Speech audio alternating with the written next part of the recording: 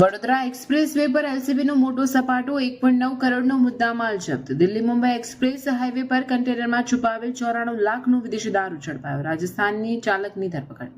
વડોદરા ગ્રામ્ય local crime બ્રાન્ચે દારૂબંધીના કડક અમલીકરણના ભાગરૂપે વધુ એક મોટી સફળતા મેળવી છે. દિલ્હી મુંબઈ એક્સપ્રેસ હાઈવે પરથી પસાર થતા એક શંકાસ્પદ કન્ટેનરને આંતરીને પોલીસે 94,23,600 ની કિંમતનો વિદેશી દારૂનો જથ્થો ઝડપી પાડ્યો છે.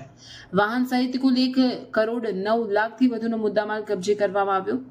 એલસીબી પીએસઆઈ એમપી ચૌહાણ અને તેમની ટીમને દેવરાજસિંહ અને સિદ્ધરાજસિંહ સહિતના જવાનો વડોદરા તાલુકા વિસ્તારમાં પેટ્રોલિંગમાં હતા. તે દરમિયાન બાતમી મળી હતી કે ભરૂચ તરફથી કન્ટેનર નંબર RJ05GB 2930 દારૂ ભરીને વડોદરા તરફ આવી રહ્યું છે. બાતમીના આધારે લક્ષ્મીપુરા ગામ પાસે એક્સપ્રેસ હાઈવે પર વોચ ગોઠવી પોલીસે કન્ટેનરને રોક્યું હતું. તપાસ કરતા અંદરથી વિદેશી દારૂની 710 પેટીઓ મળી આવી હતી. પકડાયેલ વિગત મુજબ ધરપકડમાં ગોકલા રામ પદ્મા રામ જાટ રહેવાસી બાડમેર રાજસ્થાન. દારૂની કિંમત 94,23,600, કન્ટેનરની કિંમત 15 લાખ અને કુલ મુદ્દામાલ 1,09,29,600.